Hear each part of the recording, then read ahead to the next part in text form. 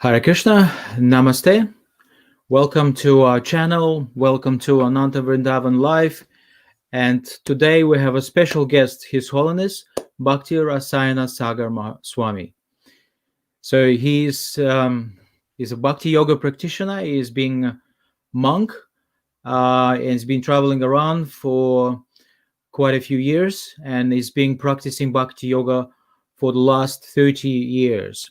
So today we're going to discuss very interesting subject matter. We're going to talk about the spirituality and religion. We're going to talk about spirituality versus religion. So we're going to go very deep into the subject matter, and with the help of Swami, with Maharaj, we're gonna try to understand what's the difference, what's the actual spirituality, and we can also look at it how it can help us in our daily life. Maharaj, please. Thank you, Hare Krishna. So yes, actually, spirituality supposed to be compatible with religions, but actually we see that many times it is not. We can compare religion with the shell and spirituality with the uh, substance. So it's like package and the product, and they're supposed to go together, but many times religion might be devoid of spirituality, so it might be an empty shell, just consisting of rituals. uh, People just go for ritual and they don't understand what is the spiritual substance. So that's the difficulty. That's why many times religions, they disagree with each other, they fight with each other because they are devoid of spiritual meaning. So that's a little bit few words about it. Thank you, Maharaj. I guess we want to go much deeper, and then maybe if you can talk some examples, give us examples how when spirituality and religion can clash, or is spirituality is like parts and parcels of the religion, or can be religion taking as the ultimate, and what is the main like symptoms of person being spiritual, or is it like if can we call religious person a spiritual person? Well, supposed to be like that, but it's not necessarily the case. In the same way as, for example, teachers, they supposed to know the subject, but many times they don't. So in the same way, religious people supposed to be spiritual, but they may not necessarily be, because spirituality means, uh, actually, there are many definitions of spirituality. There is not one which is commonly agreed upon, but we as Bhakti Yoga practitioners derive our definitions from our main text, which is Bhagavad Gita. And Bhagavad Gita says, Mamai Vamsha Jiva Loke, Jiva Bhuta Sanatana. That's chapter 15, text 7, which says that uh, every living entity is part and parcel of the Supreme Lord, which means we're spiritual by nature, and whatever we are in this life is just temporary manifestation, including nation, caste, creed, and even religion. Religion is temporary, but spirituality is eternal.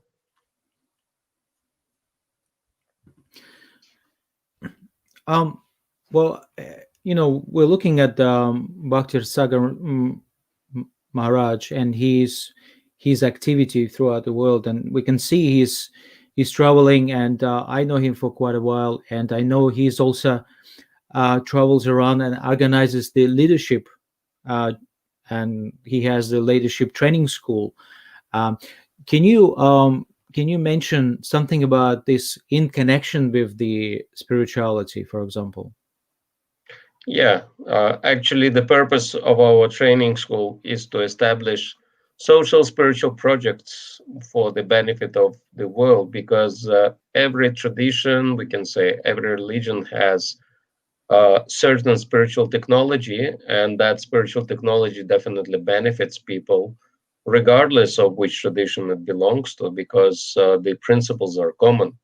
For example, sanctified food, association with holy people, visiting holy places, chanting holy names. These are all parts of spiritual technology, and ultimately, they are meant to purify one's consciousness and help one to advance. So,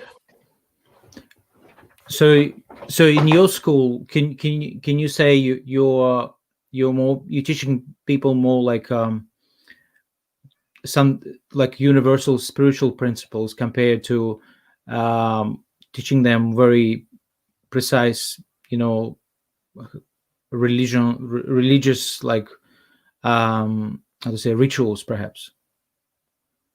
yeah, we talk about principles. For example, holy name or scripture. It doesn't matter which holy name, it doesn't matter which scripture. Of course, holy names differ from each other and scriptures differ from each other. Certain are higher or deeper, whichever case might be. But for the layman, it doesn't really matter because most of the people have no idea what spirituality is. They are not exposed to meditation or mindfulness or all these things. So they are all very helpful for people. And in our projects, we encourage leaders to include as much spiritual technology as possible to help people advance and develop spiritual qualities. That's the most important thing in life, to develop spiritual qualities. Yeah, exactly, spiritual qualities. And I just also want to mention like the Vedic culture or Vedic knowledge which being brought up to the Western country, maybe even less than, you know, like in the last 100 years.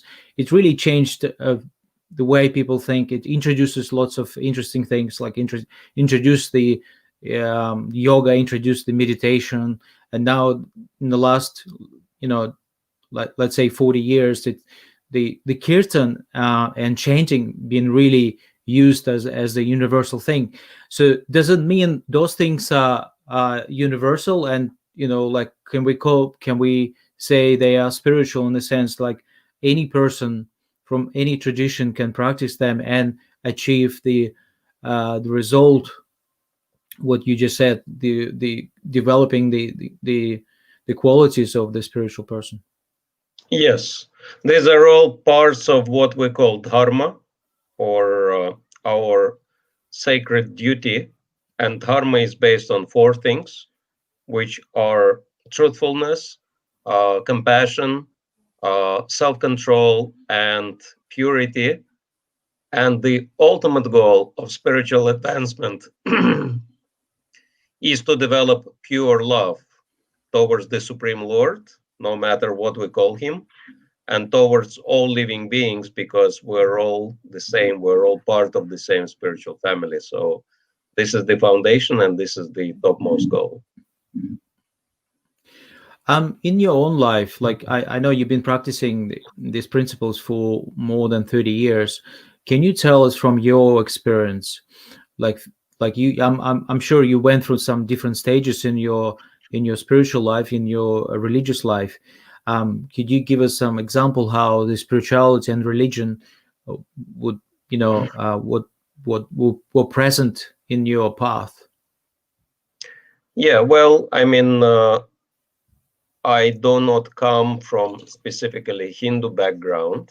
I was born in a Muslim family, and I studied spiritual knowledge from Quran and Bible, but it never gave me full satisfaction because of the lack of spiritual knowledge. But when I came across Bhagavad Gita, it really, made it very clear, because Bhagavad Gita speaks crystal clear, gives crystal clear knowledge about reincarnation, yoga, meditation, what is this world, what is beyond world, who is God, who we are, and what are we doing here. So, I mean, this kind of spiritual knowledge is not really available in different religions, we can say.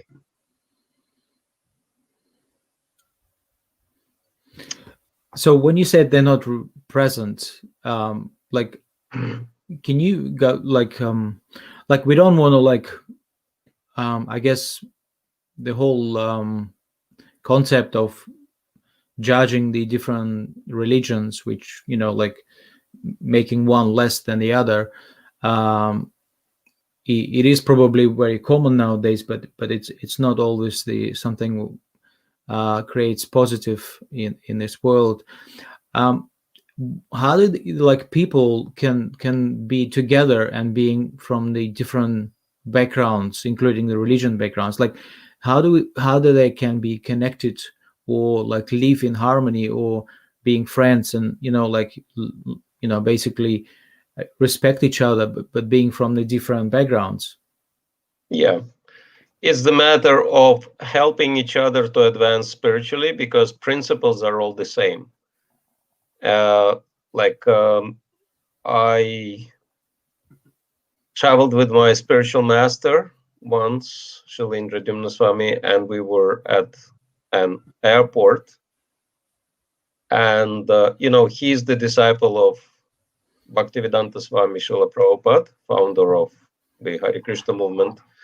And he was teaching that do not try to change people's religion, try to help them to follow their own religion better. And so I see my spiritual master being really good at that. And I'm, of course, learning from him. So we were in the airport and we came across one man who was a bit drunk, but he was asking who we are. And he said he's a Christian. And I wanted to kind of tell him, what kind of Christian you are, because you are drunk. You obviously do not really follow properly. But my spiritual master um, was there, so I referred, uh, I connected them, and my spiritual master said, "It's wonderful that you're Christian, and because so many people are atheists, but you believe in God." And he became very kind of satisfied with this um, uh, approach, and he said, "Yes, I also have my patron saint." So he pulled out a picture of a Saint Alexander from his pocket. And my spiritual master said, "Oh, it's wonderful that I also need blessing from your saint.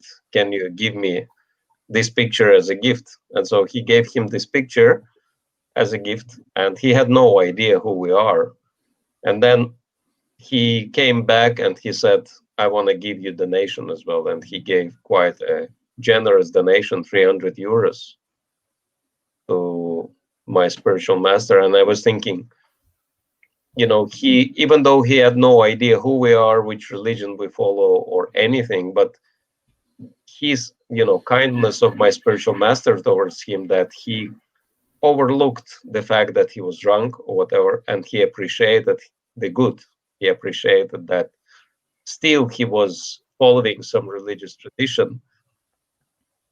And by this fact, this man realized, okay, this is highly advanced spiritual person, because according to Srila Prabhupada, the difference between materialistic and spiritual person, or between devotee and non-devotee, is very simple. That materialist is like a fly. He is only going to the source or going to the faults. But the spiritual person is like a bee. He is only seeing good in people and tries to encourage to move in a positive direction. Thank you, Maharaj. I guess is it possible? Like we've got a few more minutes to go, but what we want to do is probably um, whatever we just discussed before. Can we have like a short um, like underlining like the different points. What is the actual difference, and what is the things which unites the spirituality and religion? So we can have like a couple of main points which the audience can take it with them, and then put them in deep in their consciousness and meditate on them. Yeah. So we are known as spirit souls. We're not known as religious souls. So religion is just external practices, rituals, but we are spiritual. And therefore, it is very important for us to understand that spirituality is eternal, religion is temporary. Religions were created in human history, whereas spirituality was given from initially by God. And all the great leaders of the traditions like Jesus, Muhammad, Buddha, Chaitanya, they were not giving another religion. They were teaching spiritual principles, but then people made a religion out of them.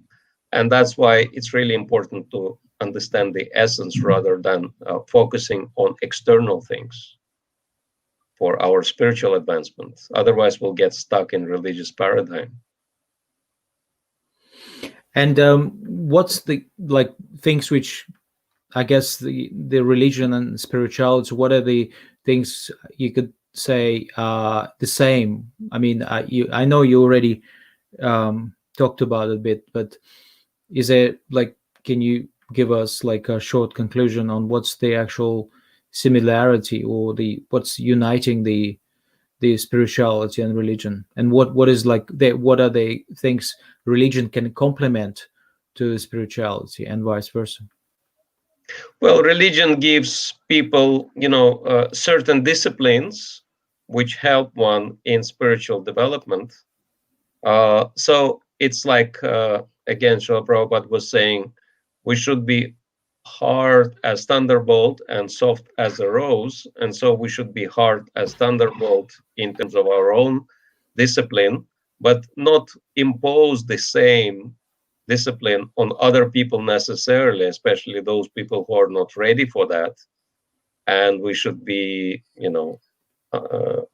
kind of gentle with others and strict with ourselves. That's the principle. Strictness, of course, is important, and that's the feature of religion.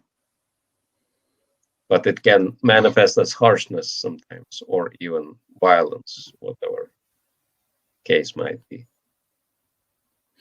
Thank you so much, Maharaj. Thank you for coming to this broadcast, and thank you for revealing your knowledge and sharing our realizations with us. Thank you so much, and we're gonna meet again. So thank you for watching the welcome. Well, thank you for watching Ananta Vrindavan Live.